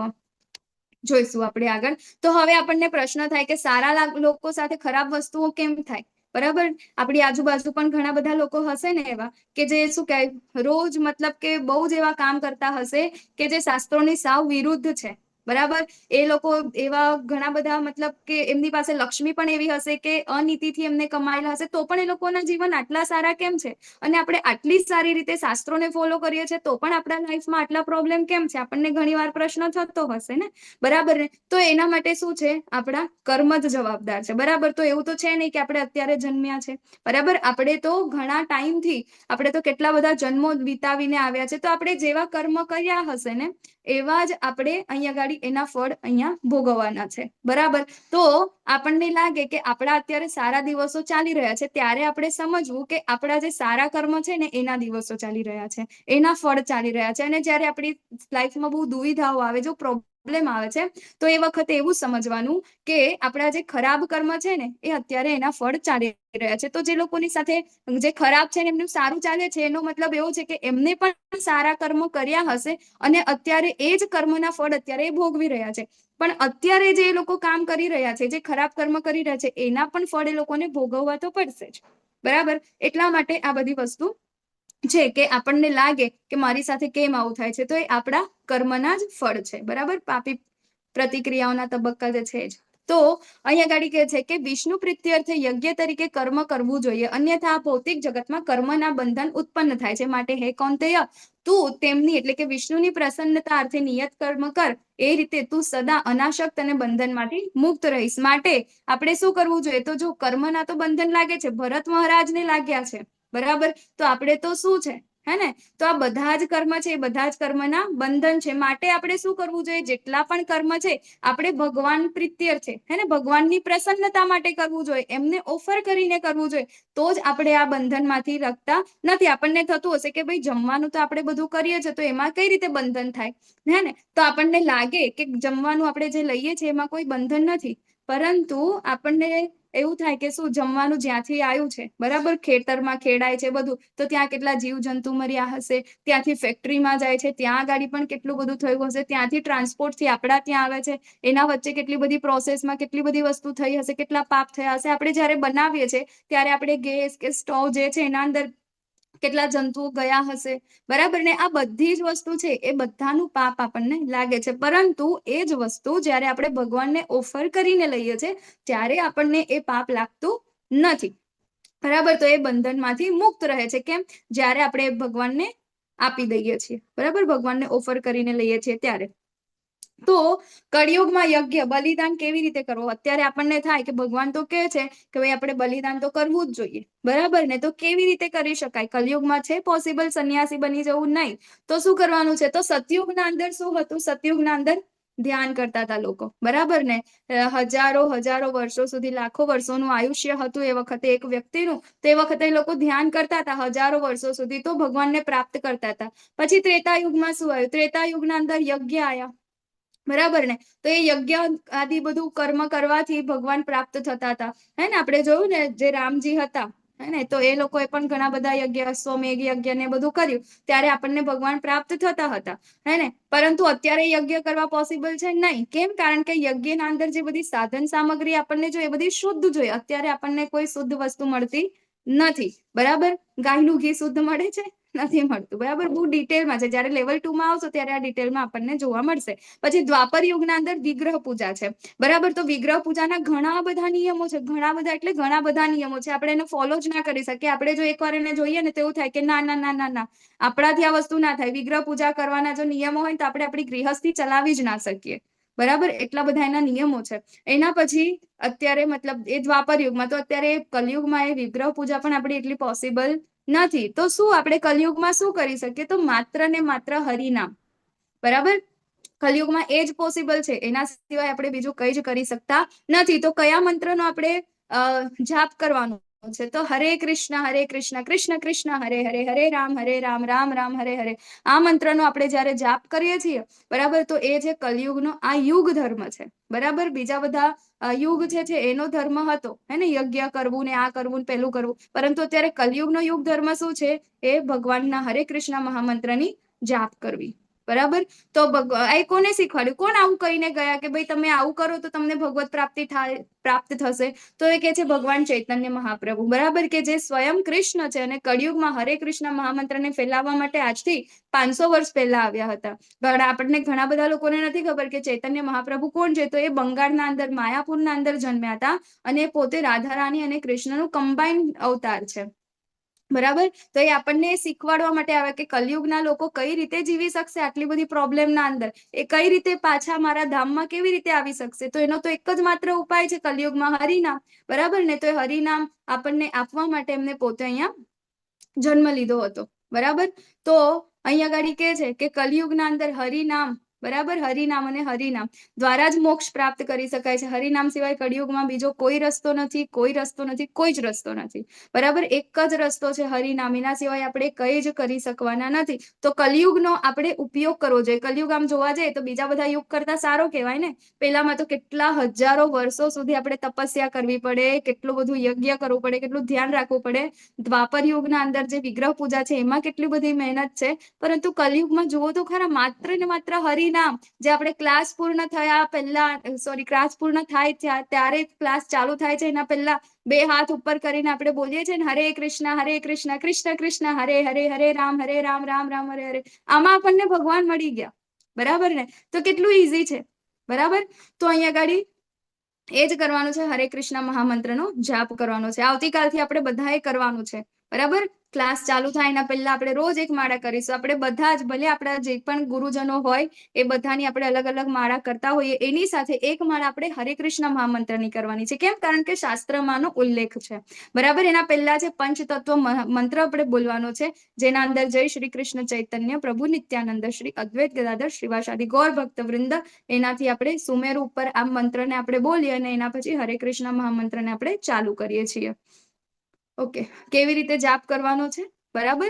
તો આપણી પાસે માળા હોય હે ને, તો અહીંયા આગળ આમ તો બધાને ખબર જ હશે, પણ આ જે માળા છે બરાબર, એ માળાનો સુમેરુ મણકો છે. અહીંયા આગળ આપણે પંચતત્વ મહામંત્ર બોલવાનો છે અને અહીંયાથી એક મણકા ઉપર આપણે બોલવાનું છે હરે કૃષ્ણ કૃષ્ણ કૃષ્ણ હરે હરે હરે રામ રામ રામ હરે હરે. આ જે આપણી ઇન્ડેક્સ ફિંગર છે એને આપણે દૂર રાખવાની છે, એને આપણે અડાવવાની નથી બરાબર.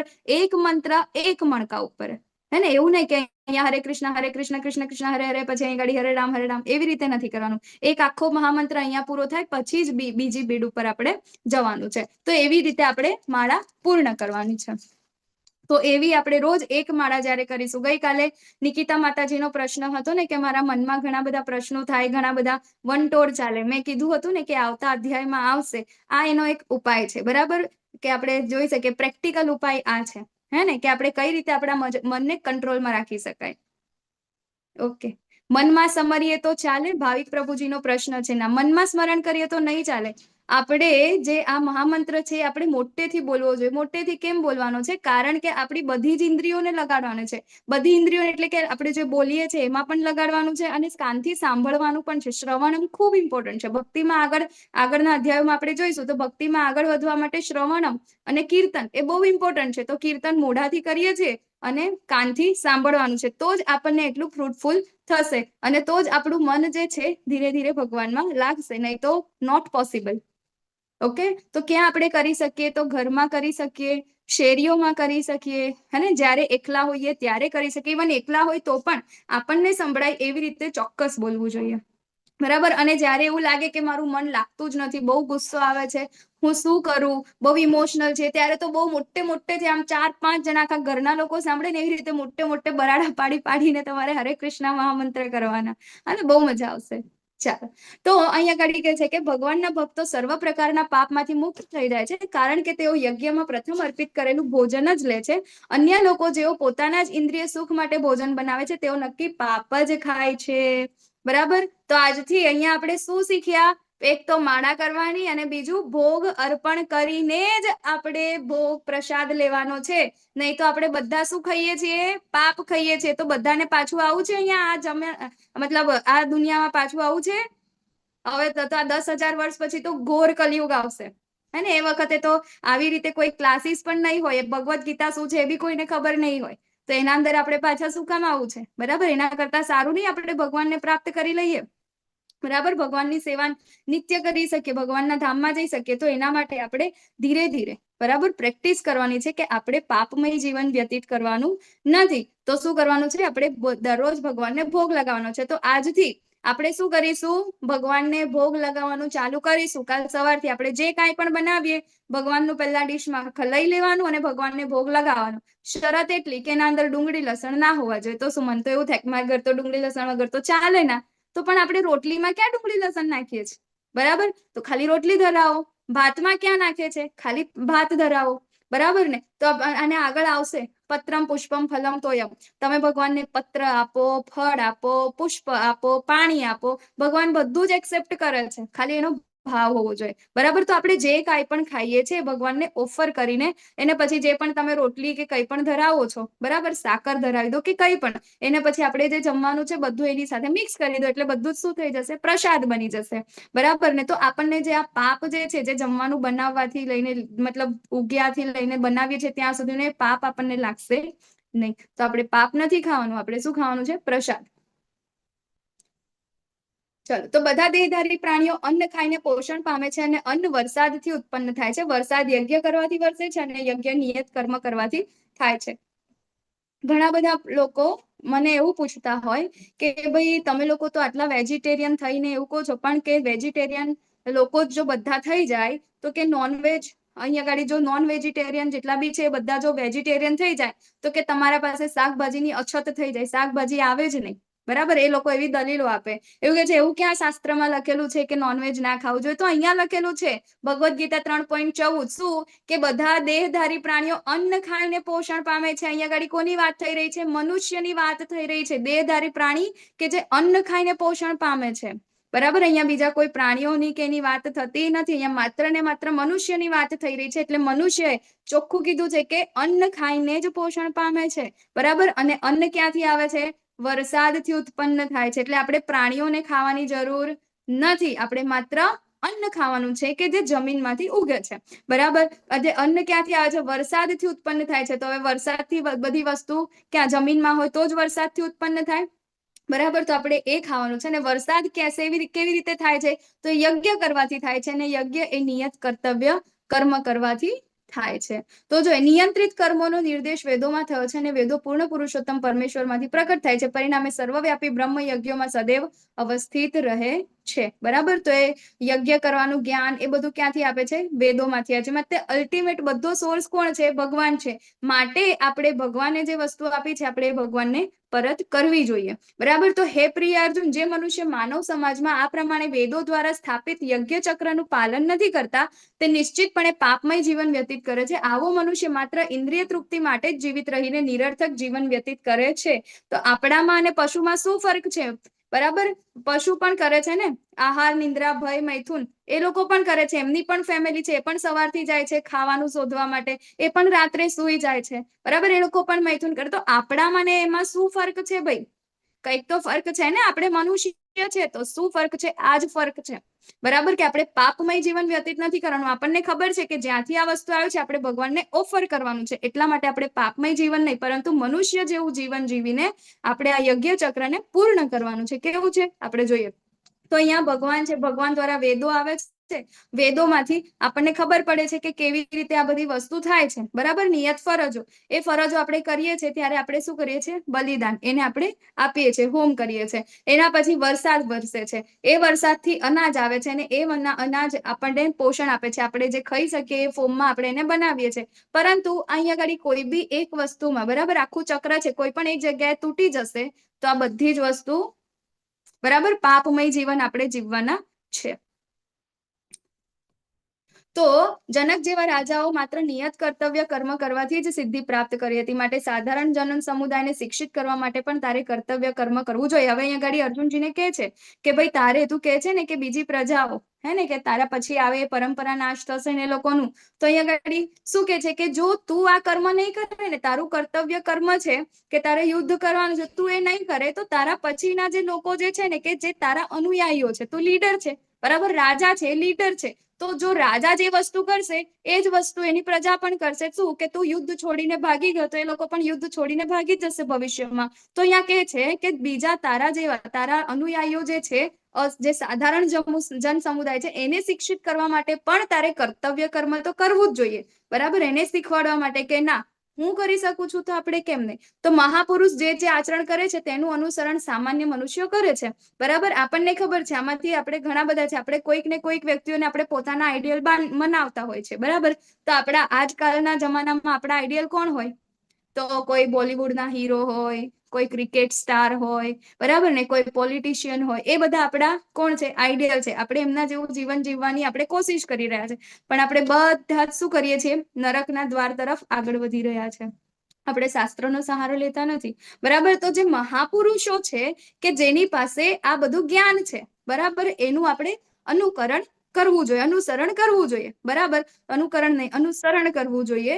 તો અહીં અગાડી એવું જ કે છે કે અર્જુનજી એ રાજા છે બરાબર, તો તું જેવું કરીશ એવું જ તારી પાછળ જે સામાન્ય જન સમુદાય છે તારું અનુસરણ કરશે બરાબર. જે લીડર હોય એવું જ એની ટીમ પણ એવું જ કામ કરશે બરાબર. તો સમગ્ર જગત તારું અનુસરણ કરે છે. તો હે પૃથાપુત્ર, ત્રણેય લોકમાં મારા માટે કોઈ પણ કર્મ નિયત કરેલ નથી. મને કોઈ વસ્તુનો અભાવ નથી કે મારી માટે કશું મેળવવાની જરૂરિયાત નથી. તેમ છતાં હું નિયત કર્તવ્ય કર્મ કરવામાં કાર્યરત રહું છું. ભગવાન કે છે કે મારે શેની જરૂર છે? આ બધી જ વસ્તુ તો મારામાંથી ડેવલપ થઈ છે, મારે આ બધી વસ્તુ કરવાની શું જરૂર છે બરાબર ને. હું શું કામ અહીંયા ગાડી અવતરિત થઉં છું, હું બધા કર્મ કરું છું, શું કામ કરું છું? કારણ કે લોકો એ જોઈને જ મારું અનુસરણ કરશે બરાબર. ભગવાન માટે કોઈ નિયત કર્મ નથી, એ તો ત્રણેય ગુણોથી ઉપર છે, ગુણોના શું કહેવાય ગુણાધીશ છે બરાબર ને. એનાથી એ તો બધું શું કહેવાય એના અંડરમાં એ કામ કરે છે, એમની આજ્ઞાથી જ બધું કામ કરે છે. તો એમને કોઈ પાપ કર્મ વાપ કર્મ ભગવાનને લાગતા નથી બરાબર. તેમ છતાં અહીંયા ગાડી ભગવાન શું કરે છે? કર્મ કરે છે બરાબર. તો આપણે પણ આપણું કર્મ કરવું જોઈએ ભગવાનને ઓફર કરીને. એવી જ રીતે ભગવાનની એમની માયા શક્તિ છે, 3 દેવી છે, 3 દેવીય ગુણો છે બરાબર, સત્વગુણ, રજોગુણ અને તમોગુણ. એવી જ રીતે આપણે આ મનુષ્યો છે એના અંડરમાં આપણે નાચતા રહીએ છીએ. તો આપણે શું કરવાનું છે? 3 ગુણોથી ઉપર જવાનું છે બરાબર, શુદ્ધ સત્વ ગુણના અંદર. આગળના ચેપ્ટર્સમાં આવશે, આપણે ડિટેલમાં જોઈશું. તો અહીં કહે છે કે હે વૃષ્ણવંશી, વૃષ્ણના વંશજ જાણે કે બળજબરીથી તેમાં પરોવાયેલો હોય તેમ મનુષ્ય ઈચ્છતો ન હોવા છતાં પાપ કર્મમાં શાથી પ્રેરાય છે. આપણા બધા માટેનો પ્રશ્ન અર્જુનજી પૂછે છે કે મને ખબર છે કે મારે આ ના કરવું જોઈએ, તેમ છતાં હું આવા કામ કેમ કરી રહ્યો છું? મને ખબર છે કે ટેન્શન લેવું એ હિતાવહ નથી બરાબર, એ મને ખબર છે, મારા માટે જ ખરાબ છે, મને ગુસ્સો કરવો ગમતો નથી, પણ તેમ છતાં ગુસ્સો થઈ જાય છે. મારી સામે કોઈ વ્યક્તિ છે જે મને નથી ગમતું, પણ હવે મને જ્ઞાન આવ્યું છે કે ના ના એ તો ભગવાનનું જ વ્યક્તિ છે, મારે એની ઉપર ગુસ્સો નથી કરવો, મારે એની સાથે સારું કરવાનું છે, ભલે ને ગમે તેટલા ખરાબ ભાવ આવે એની સાથે, તેમ છતાં હું આ કર્મ કરવામાં કેમ પ્રેરાઈ જાઉં છું બરાબર ને. તો એનો અહીંયા ગાડી ભગવાન જવાબ આપે છે. શું જવાબ આપે છે? કે પૂર્ણ પુરુષોત્તમ પરમેશ્વર બોલ્યા, હે અર્જુન, આનું કારણ રજોગુણથી ઉત્પન્ન થયેલા એ કામ જ છે, જે પછીથી ક્રોધનું રૂપ ધારણ કરે છે અને જે આ જગતનો સર્વભક્ષી મહાપાપી શત્રુ છે બરાબર. શું કરે છે? કે રજોગુણ આપણા અંદર પ્રધાન છે અને શું થાય છે? ક્રોધ નું રૂપ ધારણ કરે છે, અને ક્રોધ જે છે એ સર્વભક્ષી શું છે? આપણો મહાપાપી શત્રુ છે. તો કેવી રીતે? તો જેવી રીતે અગ્નિ ધુમાડાથી, દર્પણ ધૂળથી અથવા ભ્રૂણ એ ગર્ભાશયથી આવૃત રહે છે, તેવી રીતે જીવાત્મા આ કામ વડે વિભિન્ન માત્રામાં આવૃત રહે છે. આપણને ખબર છે કે આપણે શરીર નથી, આત્મા છે. આત્મા ઘણા સમયથી, હવે આત્માને ખબર છે કે મારું કામ શું છે? ભગવાનની સેવા કરવું બરાબર, નિત્ય ભગવાનની સેવા કરવું અને ભગવાનના ધામમાં એનું લક્ષ્ય છે, ભગવાનના ધામમાં જઈને એમની સેવા કરવું. પરંતુ કંઈક ને કંઈક ઈચ્છાઓના કારણે અહીં આગળ આવી ચડ્યો છે. તો આ ગુણોના અંદર બરાબર, આપણે જે આ જગતમાં રહીએ છીએ ભૌતિક જગતના અંદર, એ ભૌતિક જગતના અંદર જે કોઈ પણ જીવ આવે છે ઓટોમેટિક ભગવાનની આ ભગવાનની જે માયા શક્તિ છે, માયા શક્તિના 3 ગુણો દ્વારા આચ્છાદિત થઈ જાય છે, ઓટોમેટિક થઈ જાય છે બરાબર. એના અંદર એનાથી બહાર નીકળવું અઘરું છે સોરી બરાબર. તો અહીંયા ગાડી કહે છે કે કેવી રીતે આ જે આ જીવ છે કેવી રીતે એનાથી આચ્છિત રહે છે? તો જેવી રીતે અગ્નિ ધુમાડાથી બરાબર, ઘણો બધો ધુમાડો હોય બરાબર. તો એના અંદર આપણે જોઈએ તો અગ્નિ ધુમાડાથી જેવી રીતે ઢંકાયેલી રહે છે, પછી કાચ જે છે એ ધૂળથી ઢંકાયેલો હોય છે, અને જે ગર્ભના અંદર જે ભ્રૂણ હોય છે, ઓકે, જે ભ્રૂણ હોય છે બરાબર, એ પણ માતાના ગર્ભથી ઢંકાયેલું રહે છે. તો એવી જ રીતે આપણો જીવ જે છે એ અહીંયા ગાડી ભગવાનના જે ગુણો છે એનાથી આચ્છાદિત રહે છે, એ વિભિન્ન માત્રામાં એનાથી આવૃત રહે છે, અને એ પ્રમાણે આપણી આ બધી ઈચ્છાઓ છે એ બધી અહીંયા ગાડી આપણે થાય છે. મતલબ આપણને ખબર હોવા છતાં કે મારું કામ આ છે, તેમ છતાં આપણે કરવા માટે પ્રેરિત થઈએ છીએ, બરાબર. તો એનો પણ અહીંયા ગાડી ભગવાન આગળ જવાબ આપશે કે આપણે કેવી રીતે એમાંથી પણ દૂર થવું જોઈએ. તો એ રીતે જ્ઞાની જીવાત્માની શુદ્ધ ચેતના કામરૂપી સનાતન શત્રુઓ દ્વારા ઢંકાઈ જાય છે, અને આ કામ કદાપી સંતુષ્ટ થતો નથી તથા અગ્નિની જેમ બળતો રહે છે, બરાબર. આપણી આ જીવાત્માને પણ નથી ગમતું આ બધું કરવું, તેમ છતાં એને આ બધું હંમેશા બળતો રહે છે, બળતો રહે છે, બરાબર. તો આપણે એનું સોલ્યુશન તો શોધવું જ પડે. તો કેવી રીતે એનું સોલ્યુશન, કેવી રીતે, તો કેવી રીતે આખી આ ફિલોસોફી કેવી રીતે છે, કઈ રીતે આપણે આ કામના અંદર પ્રેરિત થઈએ છીએ? તો આપણી 6 ઇન્દ્રિયો, બરાબર, મન, બુદ્ધિ અને અહંકાર. તો આ જે છે એ કામના નિવાસ સ્થાન છે, તેમના દ્વારા આ કામ જીવાત્માના વાસ્તવિક જ્ઞાનને ઢાંકી દે છે અને તેને મોહિત કરે છે. તો જીવાત્માની ઉપર, બરાબર, એક આપણને સરસ મજાનો રથ દેખાય છે, અને રથની પાછળ વ્હાઈટ કલરના કપડામાં સોલ કરીને લખેલું છે, બરાબર, એ આપણો જીવાત્મા છે. હવે જીવાત્મા જે એ રથમાં બેઠેલો છે, એ રથને ચલાવવાળું કોણ છે? મન છે, બરાબર. મન છે, પછી બુદ્ધિ છે, અને આ ઇન્દ્રિયો છે. તો હવે અહીંયા ગાડી ઇન્દ્રિયો એવું કે છે કે ભાઈ મને છે ને મંચુરિયન ખાવાની ઈચ્છા થઈ રાત્રે 12 વાગે, બરાબર. તો હવે ઇન્દ્રિયોને ખબર છે કે આગળ મેં ખાધેલું હતું, એટલે આ જગ્યાએ મતલબ મજા આવશે મને ખાવાની, બરાબર. તો ઈચ્છા થઈ ઇન્દ્રિયોને, મતલબ ઈચ્છા થઈ, એ ઇન્દ્રિયોનું કામ છે. હવે ઈચ્છાને પરિપૂર્ણ કરવા માટે પ્લાનિંગ કોણ બનાવશે? તો એ છે એનું મન, બરાબર, એની બુદ્ધિ. તો એ શું કરશે કે આ જગ્યાએ આ શું કહે, આટલા વાગે આ લારી ઉપર આટલા રૂપિયામાં આવું મંચુરિયન મળે છે, બરાબર. તો એના માટે પ્લાનિંગ કરશે અને ત્યાં આગળ જશે, બરાબર. તો હવે આ બધું પ્લાનિંગ થઈ ગયું, અને એના અંદર હવે એના જે એની આત્મા જે છે, જીવાત્મા છે, એને તો એની સાથે કોઈ લેવા દેવા જ નથી, તેમ છતાં એને આ બધી વસ્તુમાં આમ તેમ જ્યાં ઇન્દ્રિય, મન અને બુદ્ધિ જાય છે, તેમ એનું જીવાત્મા પણ આમ જાય છે, તેમ જાય છે, જવું પડે છે. એની ઈચ્છા નથી, પણ તેમ છતાં આનાથી આવૃત રહેલો છે, એટલા માટે એને આ કામ કરવું પડે છે. પરંતુ જ્યારે આપણે આપણી બુદ્ધિને આધ્યાત્મિક તરફ લઈ જઈશું, એને આપણે ભગવદ્ ગીતાનું જ્ઞાન આપીશું કે ના, આપણા માટે શું સારું છે ને શું ખરાબ છે, શું કરવા જેવું છે, ત્યારે આપણી જે ઇન્દ્રિયો છે, આપણું મન છે ને આપણી બુદ્ધિ જે છે, કેવી થશે? આધ્યાત્મિક થશે. અને ત્યારે એ કોના માટે કામ કરશે? જીવાત્મા માટે કામ કરશે, શરીર અને ઇન્દ્રિયો માટે કામ કરશે નહીં. ઓકે. તો માટે હે ભરતવંશીઓમાં શ્રેષ્ઠ અર્જુન, શરૂઆતમાં જ ઇન્દ્રિયોનું નિયમન કરીને પાપના મહાન પ્રતિક કામનું દમન કર, અને જ્ઞાન તથા આત્મ સાક્ષાત્કારના વિનાશ કરતાનો વધ કર. કેવી રીતે?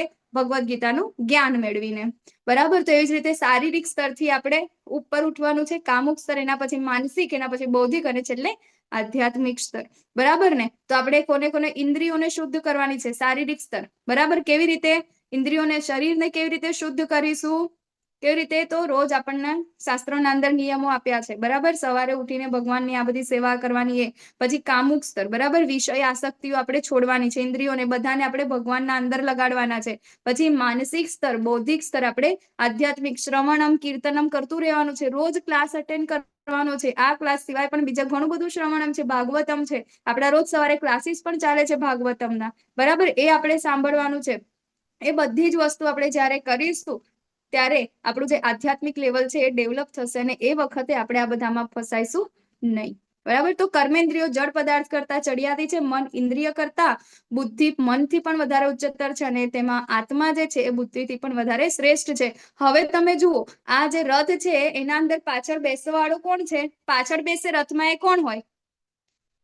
માલિક હોય કે નોકર હોય? બોલો.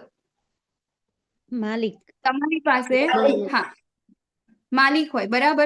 આપણી પાસે કોઈ પ્રાઇવેટ જેટ હોય, બરાબર. ચલો, આ તો રથનું ઉદાહરણ છે. આપણી પાસે કોઈ પ્રાઇવેટ જેટ હોય, હે ને, આપણી પાસે રથ હોય, અને આપણે એના અંદર બેસીએ, તો જેનો રથ હોય, જેનું જેટ હોય, એ ચલાવતો હોય કે પછી એ જેવી રીતે આજ્ઞા આપે એવી રીતે પાયલોટ ચલાવે? બોલો, કેવી રીતે થાય? પાયલોટ આજ્ઞા આપી રીતે પાયલોટ ચલાવે, હે ને આજ્ઞા આપે, જે માલિક એને આજ્ઞા આપે ને એવી રીતે એની જગ્યાએ એને જે પ્લેન લઈ જવાનું છે, જેટ લઈ જવાનું છે એ જગ્યાએ લઈ જાય. એ રથ જ્યાં લઈ જવાનો એ કોની આજ્ઞાથી લઈ જાય? માલિકની, કે મારે આજે આ જગ્યાએ જવું છે, ચાલ તઈ બાજુ લઈ જા. પરંતુ અત્યારે આપણી સાથે શું થઈ રહ્યું છે કે આપણો જે પાયલોટ છે, આપણી જે ઇન્દ્રિયો, જે આપણો રથ ચલાવવા વાળો જે છે ને એ આપણો માલિક બની ગયો છે, બરાબર. અને આપણો જીવાત્મા જે ખરેખર માલિક છે એ બિચારો બેઠો છે. તો આપણે એને કેવી રીતે, એને કોન્ફિડન્સમાં કેવી રીતે લાવવાનો છે, એને કેવી રીતે કહેવાનું છે કે તું માલિક છે, તું આ બધાને રસ્તો બતાવ, તારે કામ કરવાનું છે, આ રથ તારો છે, તારે આને ચલાવવાનું છે. કેવી રીતે કરીશું? જ્યારે આપણે એને શાસ્ત્રનું જ્ઞાન આપીશું, બરાબર, કે એને કહીશું કે હા ભાઈ તું જ માલિક છે, આ બધા તું કહીશ ને એવી રીતે કાર્ય કરશે. તો એ કેવી રીતે કરશે? જ્યારે આપણે ભગવદ્ ગીતાનું જ્ઞાન લઈશું, બરાબર, સાચું જ્ઞાન લઈશું, ત્યારે આપણે આ બુદ્ધિ જે છે એને આપણે આધ્યાત્મિકતા તરફ આપણે દોરીશું. અને એ વખતે પછી જ્યારે આધ્યાત્મિક થઈ જશે ને બુદ્ધિ, અત્યારે જુઓ, અત્યારે અસર જોવાય છે ને, બધા પહેલા શું કરતા હતા? 8 વાગે સિરિયલ ને મૂવી જોવા, આટલા પંચાયત કરવા બેસતા હતા, પરંતુ હવે આધ્યાત્મિક, ના, આ બધું મારા કામનું નથી, બરાબર, મારા કામનું તો છે ભગવદ્ ગીતાનો ક્લાસ અટેન્ડ કરવો. એટલા માટે અત્યારે 1 કલાકથી પણ ઉપરના સમયમાં આપણે બધા અહીંયા બેઠા છીએ અને ભગવાનની ચર્ચાઓ કરી રહ્યા છે. તો શું છે? આપણી બુદ્ધિ કેવી થઈ? આધ્યાત્મિક થઈ, બરાબર. તો એને આપણે વધુમાં વધુ હજી કઈ રીતે આપણે ઉપર લઈ જઈ શકાય છે, આપણે વિચારવું રહ્યું. તો હવે આજ છે આપણા અધ્યાય 3 નો સારાંશ, બરાબર. ત્યાગ ક્રિયા, કે શું કરવું, નિષ્કામ કર્મયોગ કેમ એનાથી વધારે શ્રેષ્ઠ છે. પછી કર્મકાંડથી કર્મયોગ, પછી ઉદાહરણ દ્વારા આપણે જીવીએ, બરાબર. આપણે જોયું કે ફોર્ડ કંપનીના માલિક છે, અને ભરત મહારાજ છે, એ લોકો આપણે એમનાથી શું આપણે શીખ્યા. પછી સૌથી મહાન દુશ્મન આપણો કોણ છે? તો મન, બરાબર. સૌથી મહાન દુશ્મન આપણો કોણ છે? મન. એ આપણો સૌથી સારો મિત્ર પણ છે અને શત્રુ પણ છે, બરાબર. ગઈકાલનો જે માતાજીનો ક્વેશ્ચન હતો એ જ રીતે. તો આપણે આપણા મનને જ્યારે આપણે આધ્યાત્મિકતા તરફ એને વાળીશું તો એ આપણો શત્રુ છે, પરંતુ જો આપણે એને ત્યાં સુધી નહીં લઈ જઈશું તો એ આપણો સૌથી મોટો દુશ્મન પણ છે, બરાબર. એ આપણી જે જીવાત્મા છે એને નહીં રહેવા દે. ઓકે, તો આપણે શું કરવાનું છે? આજનો ટેક અવે મેસેજ શું છે? તો કૃપા કરીને હરે કૃષ્ણ કૃષ્ણ કૃષ્ણ હરે હરે, હરે રામ રામ રામ હરે હરે એનો જાપ કરવાનો જ છે. અને એનાથી 100%, હું કહું છું 100% આપણું મન નિયંત્રિત થશે, આપણી બુદ્ધિ આધ્યાત્મિક થશે, થશે, થશે ને થશે જ, બરાબર. માત્ર ને માત્ર જરૂર છે આપણે આ મહામંત્રનો જાપ કરવાની. તો આજનો આપણો આ ક્લાસ અહીંયા ગાડી પૂર્ણ થાય છે. અધ્યાય 3. વાંછા કલ્પતરુભ્યશ્ચ કૃપા સિંધુભ્યઃ વચ પતિતાનાં પાવનેભ્યો વૈષ્ણવેભ્યો નમો નમઃ. અનંત કોટિ વૈષ્ણવવૃંદ કી જય. શ્રીલ પ્રભુપાદ કી જય. ભગવદ્ ગીતા કી જય. હરે કૃષ્ણ કૃષ્ણ કૃષ્ણ હરે હરે, હરે રામ રામ રામ હરે હરે. મારાથી જે કાંઈ પણ ભૂલ ચૂક થઈ હોય મને માફ કરજો. જે કાંઈ પણ છે હું જસ્ટ અહીંયા ગાડી દોહરાવું છું. મારું જ્ઞાન આના અંદર કશું જ નથી. હું એટલી લાયક નથી કે આ બધું જ્ઞાન ભગવદ્ ગીતાનું અહીંયા આપી શકું, પરંતુ પ્રયાસ કરું છું કે હું કંઈક ને કંઈક રીતે હું સેવા